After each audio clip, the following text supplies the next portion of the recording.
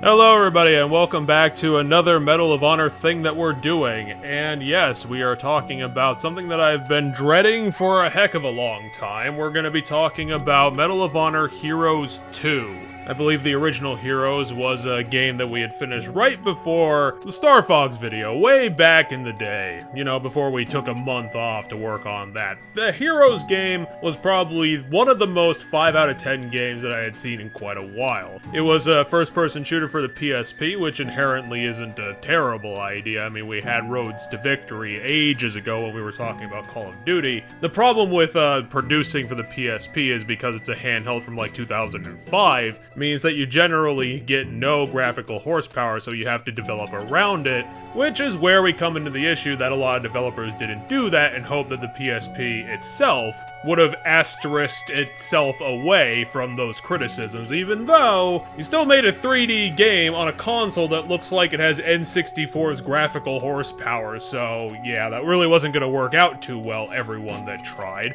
But you might be wondering, well, why are we talking about the PSP when we're talking about Heroes 2, the Wii game? Well, this is the weird thing that happened with this game, and I'm not really sure why. I don't know if Nintendo was jonesing for EA to help them out at the time, but for what I remember about Heroes 2, it's a bizarre development where it was co-produced for the PSP and the Wii. And you can absolutely tell that by looking at this game, because this thing has all the hallmarks of a goddamn portable game being shoved onto a console.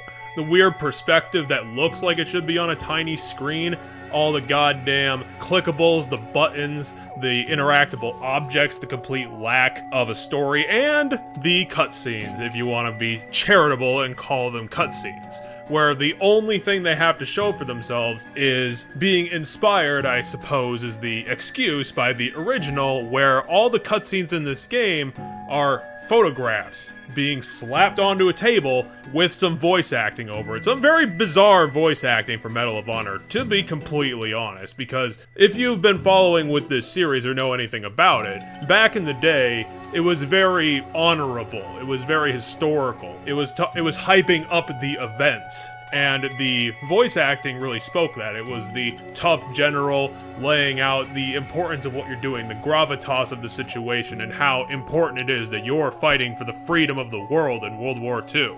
Now, we've kind of gone backwards by going forwards, because the voice acting this time is all very dour and very edgy, where you have to destroy everything. Everything's gonna be fucked if you don't specifically destroy the entire war effort. Those guys are gonna take over the world and we better stop them, because if it isn't us, then they're gonna get every goddamn person you know and love. You know, it's that sort of thing. It's very bleak, it's very edgy, and it's about as meaningful as those goddamn plastic covers that you put on outlets to anybody who cares.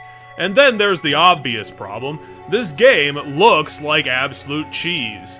Like, there's bad PSP games, and then there's this shit that barely tries. Like, this thing looks like it was developed 9 months using the exact same asset pack as Heroes, to the point where I goddamn swear they completely reused a whole bunch of models from the city level, like the Parisian city level that was from Heroes, and they just rearranged it into Heroes 2. Which is kind of bizarre, because if you remember Airborne that we did last week, that game was as long as 4 and a bit hours. Like, it was an incredibly short game. Heroes 2 surprisingly actually chalks in at an acceptable 6 hours. That was as long as I got into the game before, and this is one of the rare cases I actually gave up on completing this game. We'll get into that into a little bit as we talk a little bit later, but this game looks like cheese. The controls are completely ridiculous, because at least with the PSP you could have hard controls over your aiming and shooting, whereas in the Wii's case we have to do this using our actual arm because everything is motion controlled. The one thing that point and shoot is the one thing that the Wii is actually good at doing. so that's how it works. Everything else is just completely non-functional, which is good because they barely have anything left for you to do. The additional things are basically tuning radios. That's the one contextual thing that this game has, one additional objective other than just shooting and killing everyone on the map, which is kind of hard to do, as for a thing we'll talk about later. And then you can shoot flak cannons and you can shoot mortars, like a grand total of 6 times throughout the game, which sounds like a lot, but it's 3 each. And you're gonna be glad that it is that low because these things, again, are completely non-functional. You do also get a couple turret sections, which run into their own problems. Now, the game is 6 hours, which sounds fair enough. It sounds like the appropriate amount of content that a first-person shooter has. But the big issue with that claim is that the reason the game gets that far, and really shouldn't have, is because for a Medal of Honor game, for an EA shooter, you really wouldn't see this happen as a criticism because you never go there. But this is one of the hardest first-person shooters I've played in ages. I went through the footage, and I criticize Airborne for padding itself with its difficulty, because if you're dying all the time, then you have to restart, which pads out the playtime. This game basically does the same thing, and it goes for longer. Like, this game is absolutely vicious in one of the ways that only badly designed FPSs can really get away with, because it goes for all the classic problems. It spawns enemy groups all the time. There is no consistency to their spawn, so if you're completing objectives in one room, guess what? Here's another 5 guys coming out of the corner that obviously you cleared out 2 minutes ago, and now they're just here and shooting you in the ass. And then there's the obvious pinpoint accuracy from the enemies while you're trying to flail around with your goddamn motion control stick, trying to fucking do the same thing, and obviously it takes a while because you're not using your best foot forward. And then there's the damage. Like, this is the first Medal of Honor game that has regenerating health that finally got on that bandwagon. Doesn't help you a goddamn lick. Honestly, I think it actually hinders you, because EA developed it realizing, hey, if they have regenerating health, we can just give them all the damage in the world. They have infinite health, essentially, as long as you're keeping yourself alive. I did realize that there was something fucked with this game about during the second mission, where you have to run up a ramp to get to a sniper's nest in order to defeat guys across a channel on a harbor. It makes perfect sense, but when you get up there and you finally do get the sniper rifle, which spawns in the guys that you're meant to shoot with it, even though they're way over there in the other building across from a tiny river in the harbor, even though they're all the way over there, they are getting pinpoint shots on your ass in a room in a completely different building, like 300 meters away. And that's when I realized, wow, this game doesn't know what the fuck it's doing with its enemy design. It's got high damage, they have a bunch of health, there's tons of them everywhere. They exactly know where you are at all times, and there's no fucking stealth mechanic, so there's no way to get rid of the alarms, so you're just constantly dealing with this problem with spawn points, which are completely random, which seem to happen by an objective-by-objective basis, so there's no consistency based on the arena that you're in, which means if you clear out an area, they'll just spawn more guys when you're done doing a thing right where you cleared them out just to shoot you in the ass. And the allies in this game, completely fucking worthless. They just stand there and occasionally shoot and probably miss every single time. They probably got stormtrooper aim. Heroes 2 is a hard-as-balls game. Like, you'll be dying probably a dozen times in between your checkpoints, which would be fine if your checkpoints were really, really generous, but they're not. Constantly repeating things is going to be the name of the game if you pick up this one. And not even repeating things for the sake of any sort of coherent, interesting story or good place to go to, some interesting shooting galleries, some different objective types. They can't do that because apparently they made this as a budget game, so it's just your typical nonsense. You're in your typical places. And they don't have the graphical horsepower of Airborne to at least justify going back to the normal. This thing looks like they're using N64 textures for everything in the game. And then you got the freaking terrible aim of some of the guns, like the Garand is sometimes a complete liability to your survival because the freaking reticle you have to work with is so tiny being pasted on the screen. Honestly, the gun sight itself takes up more fucking space than the thing you're supposed to be aiming with. And it's not like you have the good centered aim thing like you do on modern FPSs. You got this thing waving all over the damn screen following your own arm because it's supposed to be motion controlled. This game is so insanely frustrating that I'm amazed that I made it through as much as I did. Because I decided to falter right at the end of the game. Right at the end, like the final corridor to get to the ending. And I would have chewed my way through it if there wasn't a huge problem. And that is because in the final leg of the thing, you have to do it on a time limit. You have 5 minutes to get through the corridor, which would be fine. It's kind of a short distance. But there's a bunch of factors in your way.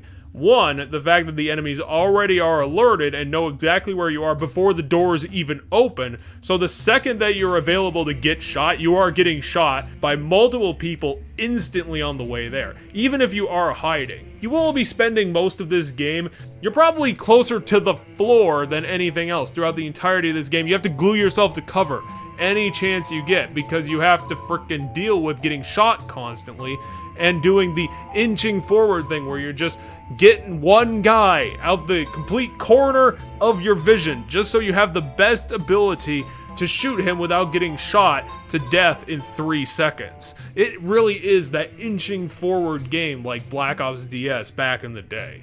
It is such an insanely vicious shooter. It's completely ridiculous for the debut of regenerating health. So dealing with not only that, the insane enemies, but also them getting spawned back where you came from and having to wait for additional blast doors to open right at the end is where I decided to stop. Because at that point, I didn't know if it was even possible to make it. It probably is, as long as you are in your AA+ game. Like, you need to beat an AI that's cheating to fucking get to the end, and that thing means precision grenades on startup to clear out some of the guys, and knowing where the last 3 are exactly standing the second the door opens, because you have no other chance. Even though you are using the bar gun, which is one of the most crazy powerful machine guns in any World War II shooter to make it. This thing is a complete letdown. Like, I had no standards and somehow this fell below that. I had no faith that this game was going to be anything good. Because Heroes showed that they didn't care, and Heroes 2 started out looking like this. There is nothing here but a frustrating time sink for nothing redeeming about it. This thing is the complete antithesis to what a World War II shooter should be, and it's clearly a project that should have been just something shit out on the PSP that no one cared about. This thing should not have gotten ported to the Wii. I don't know why Nintendo wanted this thing. I don't know why EA wanted more people to see it. They clearly did not care.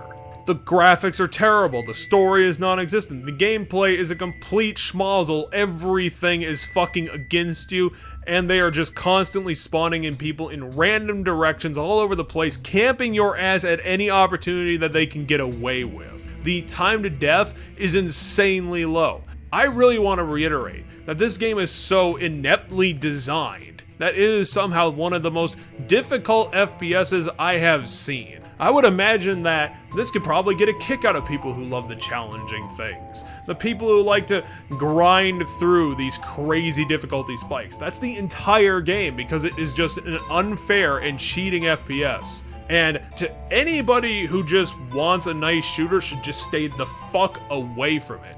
No one should goddamn get within 5 feet of Heroes 2 on either platform, even though I'm pretty sure that the PSP probably did this a lot better because they didn't have to deal with these weird control schemes. You could probably have like grenades that actually worked. It's just bad across the board. Nothing positive came out of playing this game. Absolutely nothing. We didn't even have the cool flat castle level that Airborne had. The one thing that kind of justified its stupid monotony. This game is a spawn camper's dream come true. The AI that cheats even though it has the stacked deck.